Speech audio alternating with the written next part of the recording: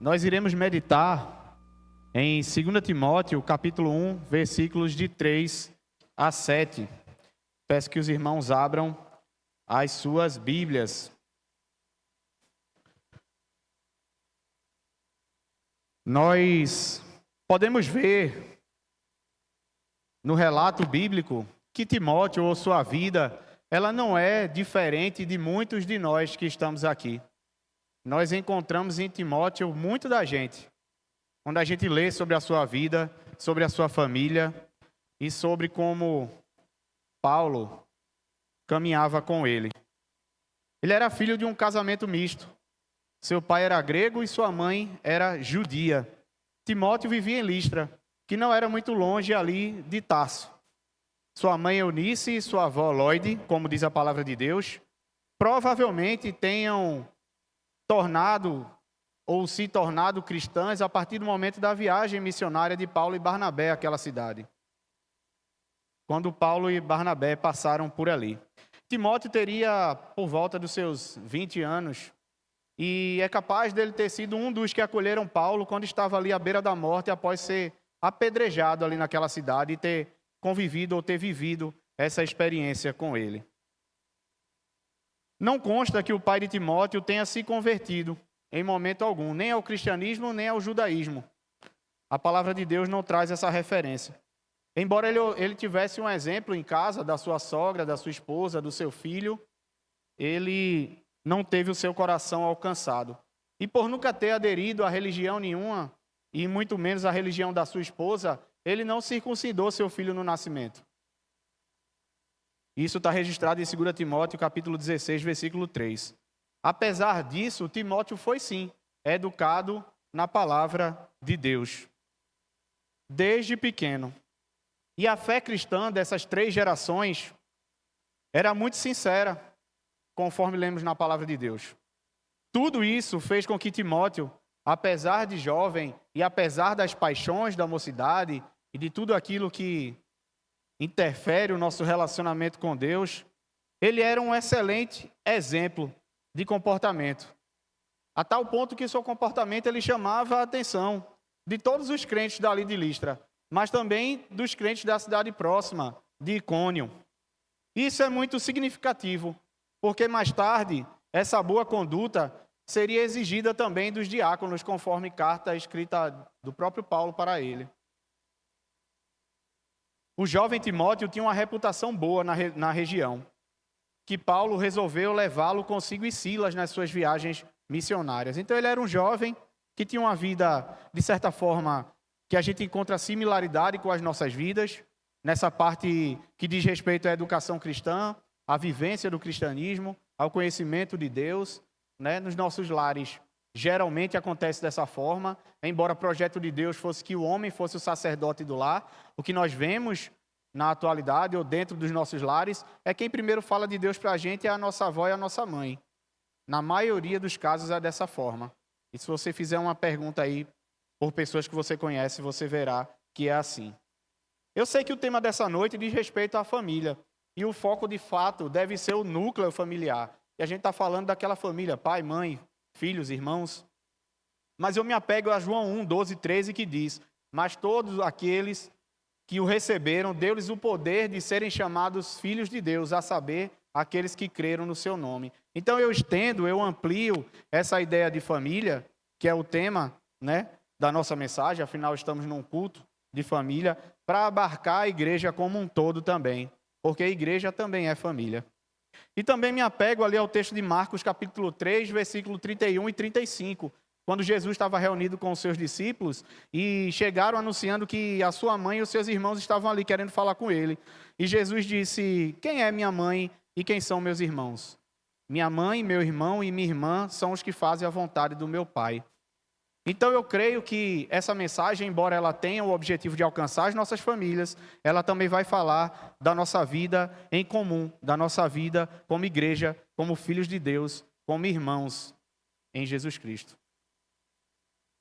Jesus não estava negando ali naquele contexto o parentesco de sangue e a importância, mas ele estava falando que a questão espiritual ela está acima da questão genética. E isso é uma verdade. Isso é uma verdade para a gente. E por que eu estou falando isso? Porque no caso de Timóteo, ele tinha duas coisas boas. Ele tinha esse relacionamento com sua avó e com sua mãe, que ensinavam dentro de casa, e elas eram pessoas de fé. Ou seja, ele nasceu num lar que, querendo ou não, era um lar cristão, embora o texto não relate sobre a espiritualidade do seu pai ou a crença dele. Mas ele nasceu num lar cristão. E isso é uma bênção para qualquer pessoa.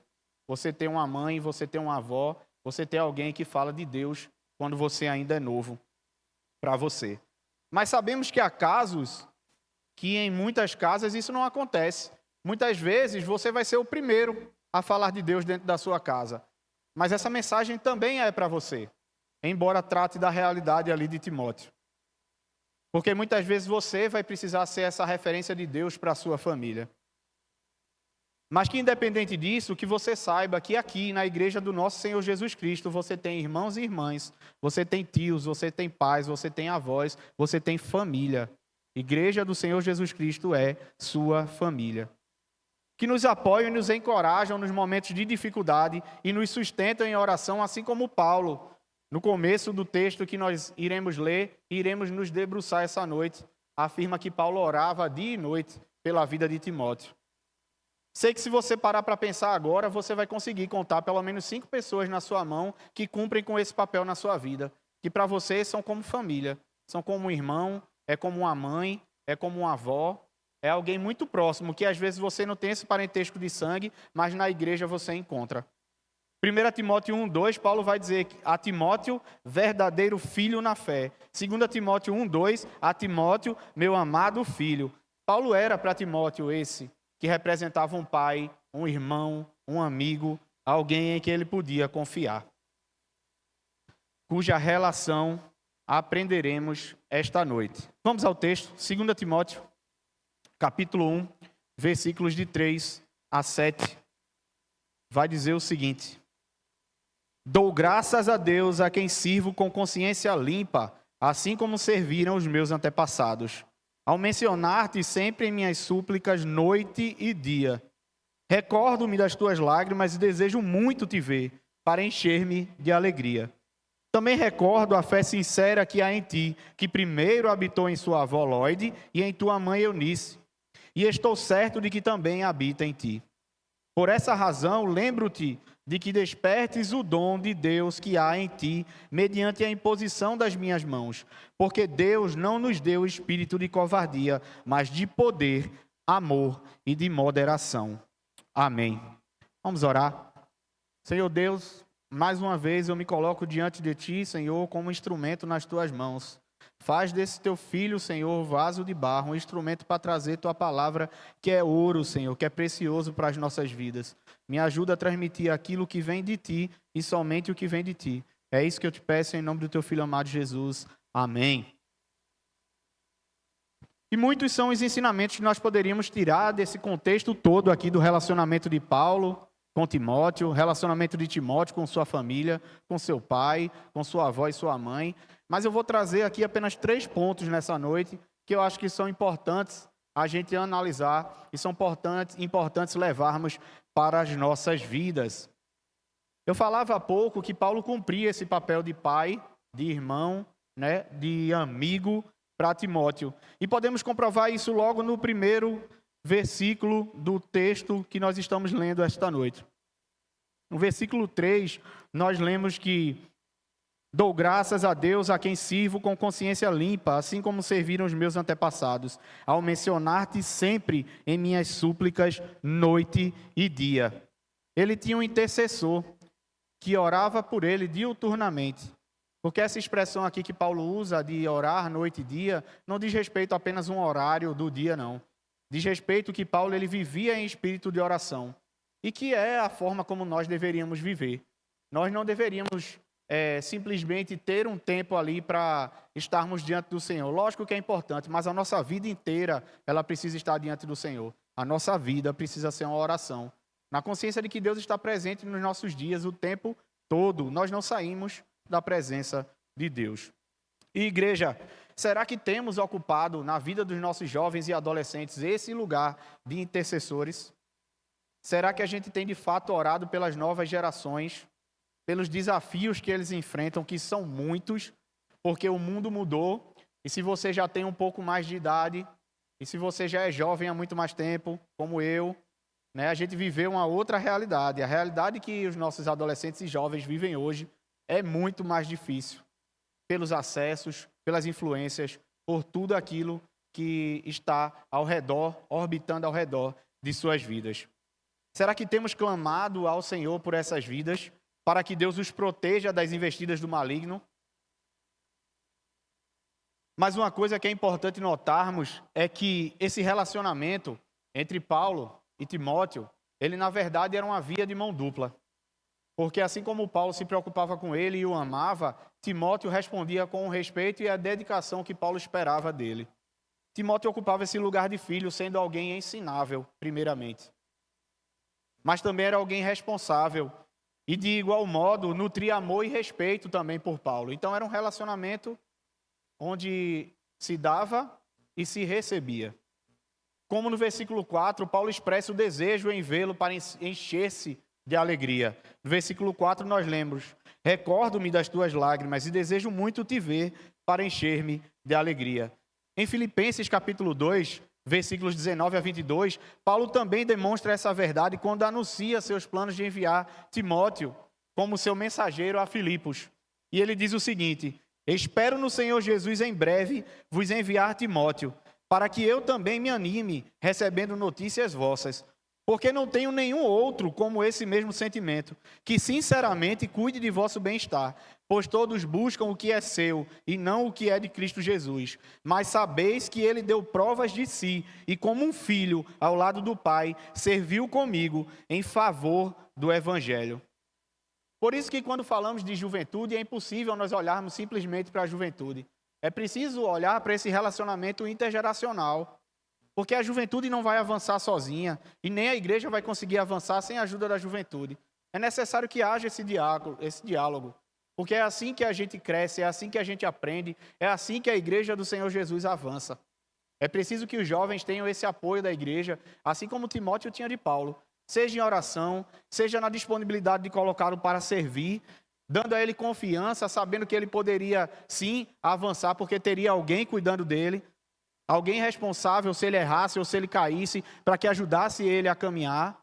E é importante para os nossos jovens saberem que nossa igreja tem esse lugar de apoio, e que eles podem se testar, e que eles podem, de fato, buscar o seu lugar, servindo ao reino de Deus com responsabilidade e com maturidade.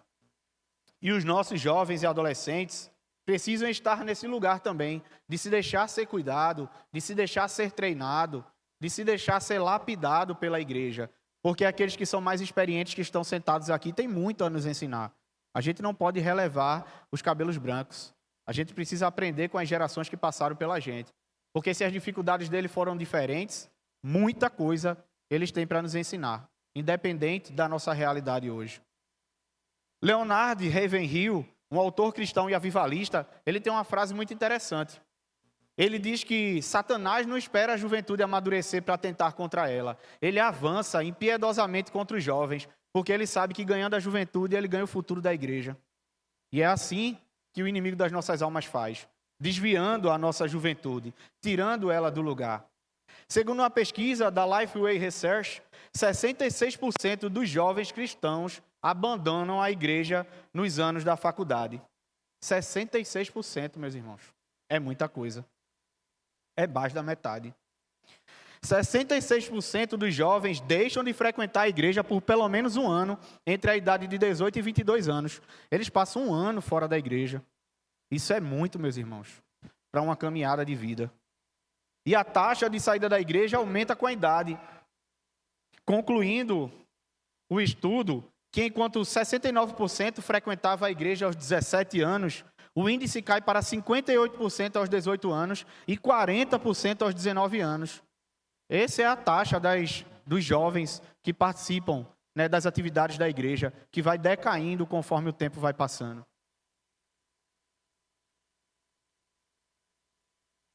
E se olharmos para esses dados, a gente devia entender que a gente está em guerra.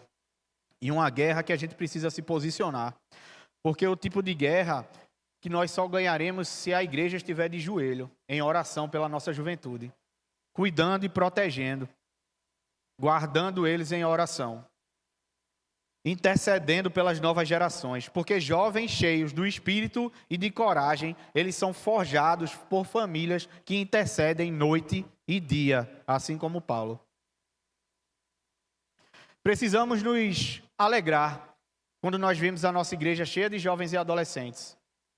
Isso é motivo de ficarmos com os nossos corações de fatos alegres, porque nós precisamos entender o fato de que a igreja está avançando, de que a fé que existe no teu coração, ela está sendo passada para a próxima geração, de que o amor que você tem por Deus está sendo ensinado para aqueles que estão chegando na igreja. Então é motivo de alegria quando a gente vê essa igreja cheia de jovens e adolescentes. É sinal de que a igreja está cumprindo com o seu papel e que ela não vai morrer. Ela vai continuar nessa nova geração que está assumindo tudo isso aqui. 2 Timóteo, capítulo 3, versículos 10 e 11, eu trouxe na NAA porque eu achei a tradução mais interessante. Diz o seguinte: tu, porém, tens seguido de perto o meu ensino, procedimento, propósito, fé, longanimidade, amor, perseverança, as minhas perseguições e os meus sofrimentos. Esse era o relacionamento que Paulo tinha com Timóteo. Proximidade, cumplicidade, comunhão. E esse relacionamento nos leva ao segundo ponto da reflexão dessa noite. Uma fé sincera passa de geração em geração. E Timóteo, como eu falei, ele foi um rapaz abençoado, porque ele tinha esse exemplo a priori dentro de casa.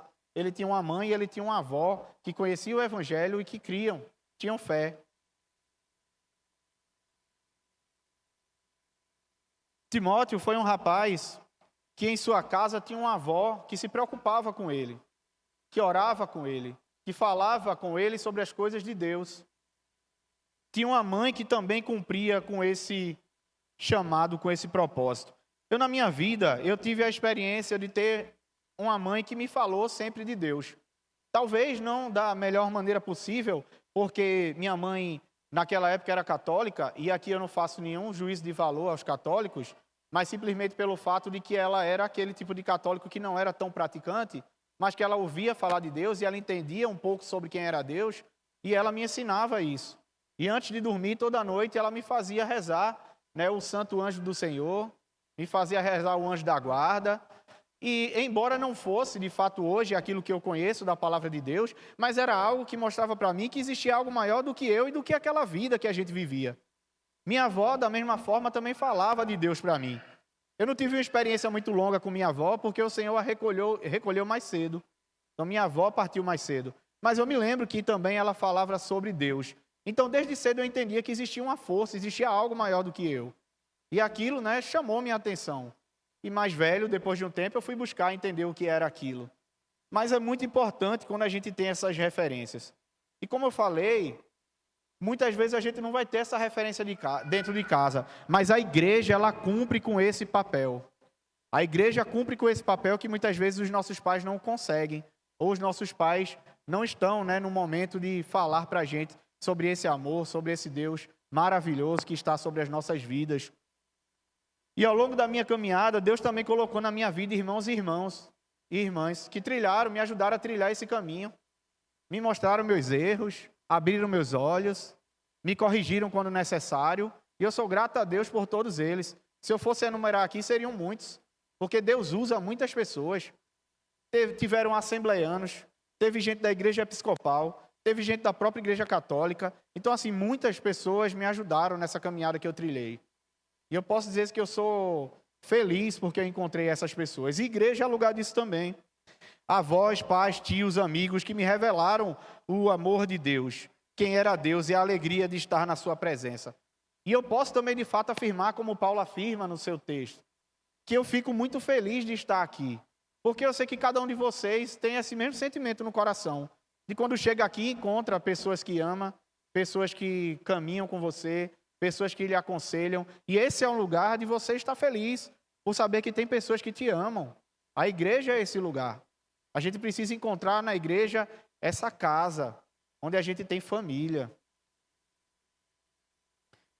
E Essa é a fé que é passada de geração em geração. Não é a fé que é imputada por força. A gente não vai aprender, de fato a gente aprende na escola bíblica sobre fé. A gente aprende na igreja sobre fé. Mas a gente vai entender profundamente o que é fé quando a gente viver isso no nosso cotidiano. Quando no dia a dia a gente tiver a oportunidade de entender o que é a fé e o que a fé faz na nossa vida. Uma criança vai aprender a ter fé quando ela observar o seu pai confiando em Deus. Quando diante dos problemas e das situações da vida, a primeira coisa que o pai faz é dobrar o joelho e procurar o seu Deus. A criança, quando vir isso, ela vai entender que o pai dele conhece alguém que é maior do que ele. Porque a partir do momento que você tem um problema na sua casa, você busca resolver sozinho, o seu filho vai ter a consciência de que o pai dele pode tudo e que o pai dele resolve todas as coisas. E a gente precisa quebrar essa ideia, mostrando que existe alguém que está por cima, alguém que é maior do que nós e que é quem de fato mantém a nossa casa, que mantém a comida na despensa, que mantém a alegria da nossa família, a união do nosso casamento. Os nossos filhos precisam entender que não é a gente, é Deus. Eu não tenho força nenhuma, Dani não tem força nenhuma para manter o nosso casamento. Se não fosse Deus no nosso casamento, não daria certo. Casamento nenhum dá, se o Senhor não for esse terceiro cordão que une os três. Não dá. É o nosso Deus. E veja, essa situação, né, que a gente fala da vida de ter alguém em casa que fale de Deus, é uma situação perfeita, é uma realidade que eu entendo que não é de todo mundo, porque nós não vivemos em um mundo perfeito. Mas a fé de Timóteo, por exemplo, ela também foi testada, porque para alguém que vivia naquela época, não ter o pai como referência era algo muito pesado.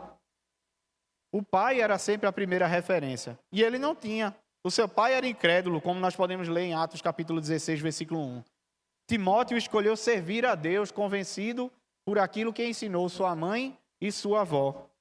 Sua fé era tal que os irmãos de Listra e de Icônio o notaram e davam bom testemunho a seu respeito. Atos 16, 2. E chegou também a Derbe e Listra, e havia ali um discípulo chamado Timóteo, filho de uma judia crente, mas de pai grego. E os irmãos em Listra e Icônio davam bom testemunho dele. Até o próprio apóstolo Paulo disse: estou ansioso por ver-te, para que eu transborde de alegria pela recordação que guardo da tua fé sem fingimento. Uma fé que ele também aprendeu de Paulo, que mesmo passando por dificuldades, nunca deixou de acreditar em Deus. Ele viu Paulo passando pelas perseguições, pelo sofrimento. Ele viu Paulo sendo apedrejado, Paulo em cadeias. Mas ele entendeu que Paulo servia a um Deus que é maior do que qualquer coisa dessa. Maior do que qualquer prisão, do que qualquer grilhão, de que qualquer afronta que a gente possa sofrer é o nosso Deus. E ele aprendeu isso de Paulo, que para ele era um pai na fé. Se Paulo não desfaleceu, mas continuava a sua missão, confiando em Deus, mesmo dentro da prisão, como podemos ler no capítulo 1, versículo 8, que vai dizer: portanto, não te envergonhes do testemunho do nosso Senhor nem de mim, prisioneiro dele. Pelo contrário, participa comigo dos sofrimentos do Evangelho segundo o poder de Deus. Timóteo devia continuar, então, o seu trabalho da mesma forma, porque ele tinha um exemplo de Paulo, que para ele era como uma referência de um pai. Ele tinha aquele exemplo de confiança. E quando a igreja dá exemplo, o coração dos nossos jovens, eles podem sim ser firmados em Cristo. Esses jovens, cheios do Espírito e de coragem, aprendem a não recuar diante das dificuldades quando eles enxergam um exemplo na sua igreja, na sua comunidade de fé. Eles não vão fazer isso sozinhos. Eles precisam ter alguém que seja um exemplo, uma referência para eles, de amor, de dedicação e de alguém que não recua diante das afrontas desse mundo. Porque senão eles vão ser os primeiros a fugirem. Nós precisamos, como igreja, ter esse cuidado. E esse comportamento maduro, firmado na fé em Cristo, diante das situações, das adversidades da vida, dos problemas, é um testemunho do chamado de Deus para essa nova geração. O que leva ao nosso terceiro e último ponto de reflexão dessa noite. Reconhecimento do chamado pela igreja, versículo 6. Por essa razão, lembro-te de que despertes o dom de Deus que há em ti mediante a imposição das minhas mãos. Pode ser até que Timóteo ele fosse alguém muito tímido, e eu penso que é. por aquilo que nós podemos ler e entender da palavra de Deus, pela forma como Paulo o instrui e adverte. Se era verdade que Timóteo era o tipo de homem que evitava um confronto, também a gente não tem como saber. A palavra de Deus não diz isso com todas as letras. Mas era bom para ele que ele visse o exemplo de Paulo, o exemplo de alguém que era firme nas suas convicções. Paulo era um homem de profundo amor, mas também era um homem que nunca se esquivava do confronto. E a gente vai ver isso em Gálatas 2, quando ele confronta o próprio Pedro.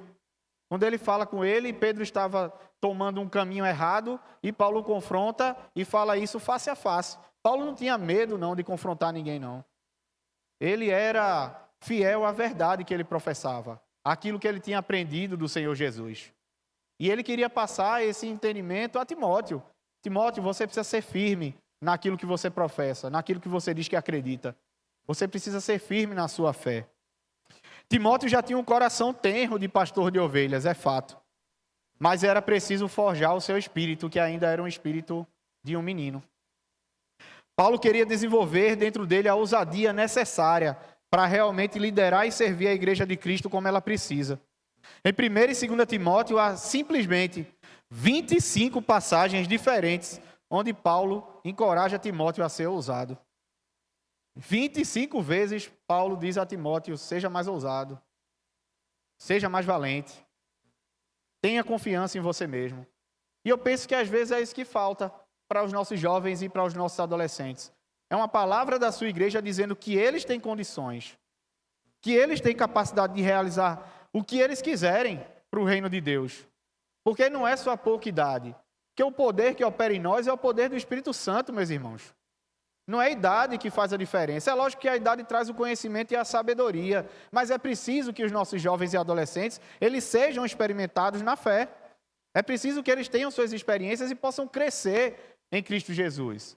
Que eles possam se tornar referências, que eles possam ser usados, de fato, para o reino de Deus, como o Senhor espera. E muitos dos nossos jovens precisam ouvir isso. Mantenha viva a chama do dom de Deus que está em você. Seja ousado, vá em frente. A sua igreja está aqui para lhe apoiar, para lhe ajudar quando for preciso. Como igreja, temos encorajado nossos jovens. Eu acredito que vivemos um tempo bom. Como pastor da juventude, eu me alegro em ver o quanto essa igreja apoia a nossa juventude. Eu tenho certeza que isso que vocês fazem é algo que vocês estão plantando para o futuro da própria igreja. Eu não vejo isso simplesmente como um mérito para o pastor da juventude ou para o pastor da igreja Ronaldo Robson, de forma alguma.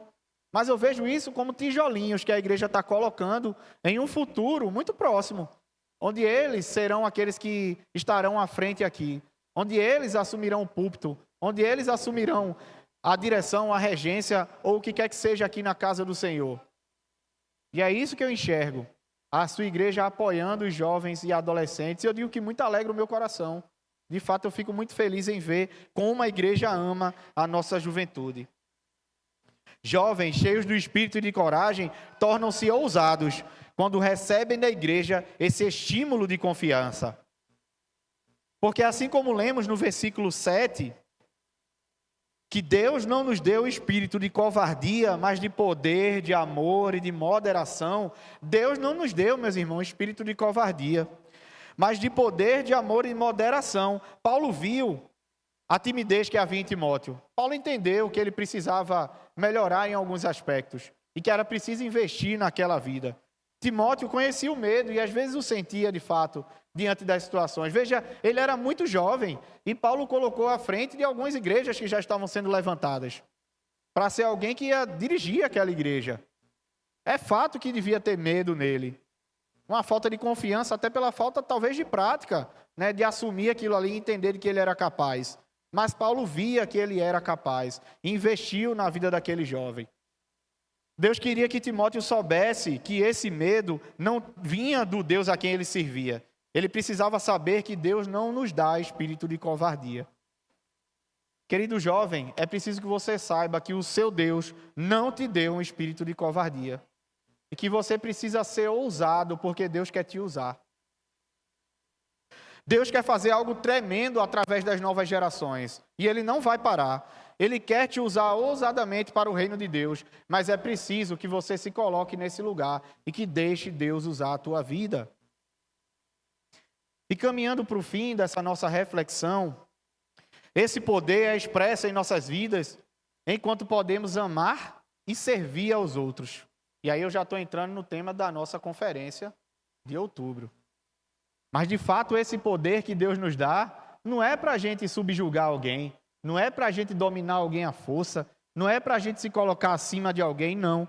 Esse poder todo que Deus confere aos seus filhos é para um único objetivo: anunciar o evangelho, amar e servir a sua igreja. Simplesmente. E é para isso que o Senhor nos chama. Não é um poder para dominarmos ninguém. Porque esse espírito de poder, como diz a palavra, ele vem acompanhado de um espírito de amor. E esse espírito de amor vai nos levar a olhar para os nossos irmãos como devemos olhar, de fato. Como alguém que serve. Assim como o exemplo de Jesus, registrado em João capítulo 13, versículo 3. Que vai dizer o seguinte: Jesus, sabendo que o Pai havia entregado todas as coisas em suas mãos, e aí você anda mais para frente, o que é que acontece nesse mesmo espaço de tempo? Jesus pega uma toalha, uma bacia e vai servir os seus discípulos. O poder que Deus nos confere é um poder para nos tornarmos humildes. É um poder para nos colocarmos a serviço da igreja do nosso Senhor Jesus Cristo. É um serviço de alcançar os corações. É para isso que Deus nos confere poder. Esse espírito também é um espírito de amor e ainda um espírito de equilíbrio, para justamente poder equacionar essas duas coisas. Igreja, como pais, mães, avós, tios, irmãos, amigos, temos uma responsabilidade muito grande com as novas gerações. De interceder por eles noite e dia. É preciso, meus irmãos, colocar a nossa juventude diante de Deus. É preciso intercedermos pelas suas vidas, de demonstrarmos a fé que nos move na prática do nosso dia a dia. É preciso que a gente se deixe ver por eles. É preciso que eles enxerguem a nossa fragilidade diante das situações e o nosso reconhecimento de que somente Deus é capaz de cuidar, de prover, de transformar. Se a gente não mostrar isso na nossa vida, como é que eles vão aprender? Essa fé que é passada de geração em geração é uma fé prática. É uma fé que surge dos relacionamentos. É uma fé que surge dia a dia. E precisamos estimular os nossos jovens a serem usados por Deus. Realmente colocá-los para servir, darmos tarefas e missões, darmos desafios, porque eles são capazes de todas as coisas. E, querido jovem, nessa caminhada você não está só. Eu tenho certeza que nessa igreja tem um exército aqui intercedendo por vocês. Tem um exército colocando suas vidas diante do Senhor. Então vocês podem ousadamente, através do poder de Deus, se colocar nesse lugar de servi-lo, com toda a sua força, com toda a sua energia, aproveitando os melhores dias da sua vida. Pelo poder do Espírito que Deus nos deu, e que Deus nos abençoe nessa caminhada de conduzir a nossa juventude em poder, em força e ousadia, para tomar esse lugar, para falar do amor de Deus para as suas famílias, para trazer o impacto que esse mundo tanto precisa. Amém?